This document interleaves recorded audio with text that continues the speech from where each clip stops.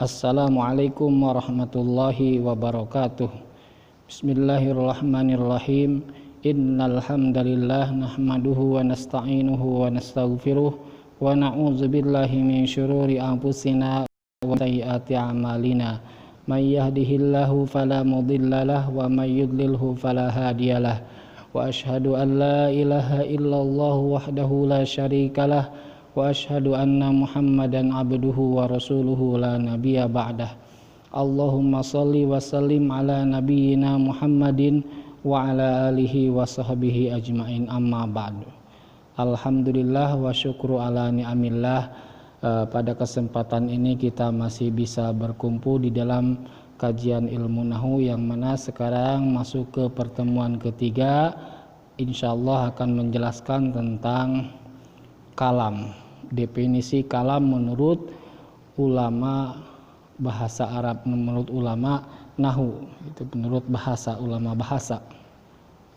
Sebelum menjelaskan kalam, kita perjelas dulu atau kita bahas sedikit tentang bismillah, karena ada ada perkataan salah seorang ulama yang menjelaskan bahwa kita kalau mengkaji satu ilmu maka perlu membahas kalimat bismillah sesuai dengan ilmu yang kita bahas. Ilmu yang kita bahas adalah ilmu nahwu, berarti kita bahas bismillah menurut ilmu nahwu. Insyaallah kita bahas bismillah menurut ilmu nahwu sedikit ya, sedikit saja. Salah satu contoh ya, contoh seperti ini, bismillah. Kenapa tidak dibaca bismillah? Karena di sini ada huruf jar bi. Setiap ada huruf jar bi, maka kedepannya harus mahfud, harus khofad. Alamat khofadnya di sini kasroh karena isim kalimat isim mufrad. Kalimat isim mufrad tanda khofadnya dengan kasroh. Kemudian Allahi, kenapa tidak dibaca Allahu bismillahu gitu atau bismillah? Kenapa tidak seperti itu? Karena Allah di sini menjadi mudhof ilaih dari kalimat ismun. Ismun mudhof, Allahi mudhof ilaih. Setiap mudhof ilaih itu harus mahfud. Setiap mudhof ilaih itu harus mahfud karena mudhof ilaih itu min asma'il mahfudzat. Salah satu dari kalimat-kalimat isim yang harus dihofadkan. Lafadz Allahi alamat hofadnya dengan kasroh karena lafadz Allahi kalimatnya isim mufrad. Kalimat isim mufrad itu alamat hofadnya dengan kasroh. Itu salah satu salah satu pembahasan bismillah. Sedikit saja, kita tidak akan bahas semuanya. Itu fungsinya ilmu nahwu di situ untuk mengkasih harokat akhir kalimat. Mari kita lanjutkan ke pembahasan intinya, yaitu tentang kalam. Di sini menurut pengarang kitab Jurumiyah gitu. Menurut pengarang kitab Jurumiyah dan menurut pensarahnya, semoga mereka semua dirahmati oleh Allah rahimahumullah. Jadi semoga pengarang dan ulama-ulama pensarahnya mereka mendapatkan rahmat dari Allah Subhanahu wa taala, rahimahumullahu rahmatan wasi'ah wa askanahum fi faradhisil jinan. Semoga Allah merahmati dengan rahmat yang seluas-luasnya terhadap mereka para ulama, pengarang kitab dan pensarah-pensarahnya, dan semoga mereka ditempatkan di surga Firdaus yang paling tinggi. Kita lanjutkan, yaitu yang dinamakan kalam itu adalah al-kalamu. Kalam itu adalah huwa, yaitu kalam. Al-kalamu adapun kalam, huwa yaitu kalam. Al-labdu adalah lafadz. Al-murakabu yang disusun-susun. Al-mufidu yang memberikan faidah. Bil wad'i dengan sengaja. Jadi al-kalam itu kalau disimpulkan majtama'a fihi quyudul arba'ati. Ya. Jadi kalau disimpulkan itu majtama'a fihi quyudul arba'ati.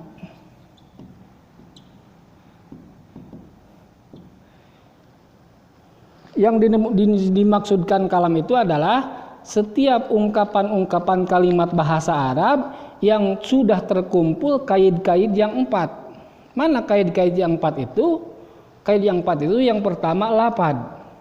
Nah, apa lapad itu? Kata pensyarah, yang dinamakan lapad itu adalah as-sautul mustamilu ala ba'dil hurufil hijaiyati. Suara yang mencakup terhadap huruf-huruf hijaiyah, itu namanya lafaz. Itu yang dimaksud lapad di dalam kalimat bahasa Arab. Yang dimaksud lapad di dalam kalimat bahasa Arab adalah suara, bukan tulisan, ya. Yang dimaksud lapad di dalam kalimat bahasa Arab adalah suara. Suara yang terbentuk dari huruf hijaiyah.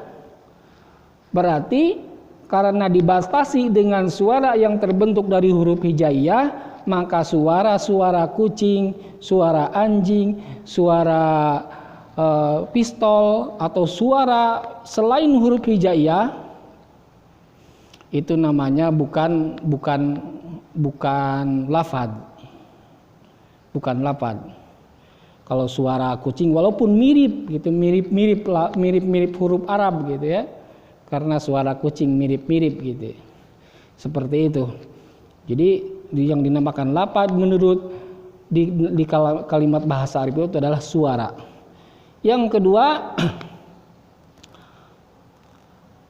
kedua yaitu murakkab. Al-murakkab. Murakkab itu apa? Murakkab itu menurut pensyarah rahimahullah yaitu ma tarakkaba min kalimataini fa aktsara. Ini bisa dibaca ma turukkiba juga bisa, itu nanti di ilmu sorob ya. Ini tarakkaba bisa dibaca tarakkaba, bisa dibaca turukkiba. Ma tarakkaba min kalimataini fa aktsara. Itu kalimat yang tersusun dari 2 kalimat atau lebih. Itu namanya murakkab. Seperti tersusun dari fiil dan fa'il. Itu 2 kalimat ya. Atau lebih, itu namanya murakkab. Nanti contoh terakhir ya. Yang ketiga harus mufid, al-mufidu. Apa itu yang dinamakan mufid? Mufid itu adalah ma'afada faidatan yahsunus sukutu. Suatu ungkapan kalimat bahasa Arab yang memberikan faidah. Dengan faidah bagus berdiamnya gitu, dengan faidah yang bagus sehingga saking faidahnya sudah sempurna, yang berbicara dan yang mendengarkan dia itu benar-benar sudah yakin, yang mendengarkan sudah memahami, yang bicara sudah yakin gitu, tidak ragu-ragu lagi. Seperti nanti insya Allah kita contoh di terakhir. Kita jelaskan yang keempat, kaid yang keempat yaitu wadho. Wadho itu maksudnya bil qasdi, sengaja. Jadi ungkapan bahasa Arab yang terbentuk dari suara-suara huruf hijaiyah, bukan suara yang lain, terus tersusun dari 2 kalimat paling sedikit. Terus susunannya itu meyakinkan, yang berbicara yakin, yang mendengarkan juga tidak perlu bertanya lagi. Kemudian yang keempat harus sengaja. Berarti yang tidak sengaja seperti orang yang ngigo walaupun ungkapannya bahasa Arab itu bukan kalam. Karena tidak disengaja kalau orang ngigo. Terus orang gila dia berbicara kalimat bahasa Arab itu bukan kalam. Karena yang dalamnya namanya kalam itu harus sengaja diungkapkan. Kita contoh satu contoh ya. Satu contoh kalimat misalnya. In koma Zaidun. In koma Zaidun. In ini huruf syartiyah. Ini kalimat huruf syartiyah. Apa huruf syartiyah? Nanti di pelajaran selanjutnya ada. Huruf syartiyah. Koma kalimat fiil madi. Fiil madi. Zaidun, kalimat isim.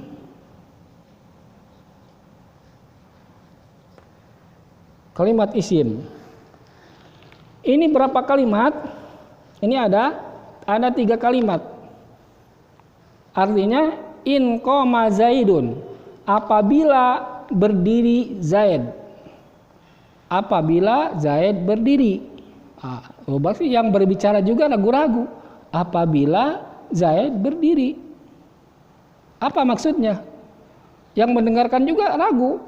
Apa itu yang bicara itu? Apa maksudnya? Apabila Zaid berdiri, apabila Zaid berdiri, apa maksudnya pembicaraan itu?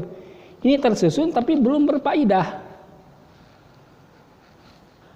Didatangan dengan jawab koma amrun misalnya. Amrun. Koma amrun. Koma amrun. Ini jawabnya nih. Ini huruf syartiyah, ini jawabnya. Setiap huruf syartiyah itu pasti ada jawab. Apabila Zaid berdiri, koma amrun, maka Umar akan berdiri. Nah, baru dapat dimengerti kan? Nah, itu yang maksud dengan ma pada faidatan yahsunus sukutu itu, yang disebut mufid itu. Jadi intinya yang disebut mufid itu adalah kalau mubtada sudah ada khobarnya, kalau fi'il sudah ada fa'ilnya, syarat sudah ada jawabnya. Mungkin kita simpulkan saja. Jadi kalau masih ada waktu, kita simpulkan saja. Bahwa yang dinamakan kalam itu adalah sudah lafadz, sudah murokab, sudah mufid, dan sudah wadok. Begitu aja kesimpulannya. Definisi apa lafadz, murokab, apa mufid, apa wadok, apa tinggal dihafalkan apa yang tadi sudah diutarakan. Kita tutup saja di pertemuan ilmu nahu ini yang ketiga ya. Insyaallah kita lanjutkan ke pertemuan yang keempat di lain waktu dan kesempatan. Kita tutup saja dengan doa kafaratul majlis. Subhanakallahumma wa bihamdik asyhadu an la ilaha illa anta astaghfiruka wa atubu ilaik. Wassalamualaikum warahmatullahi wabarakatuh.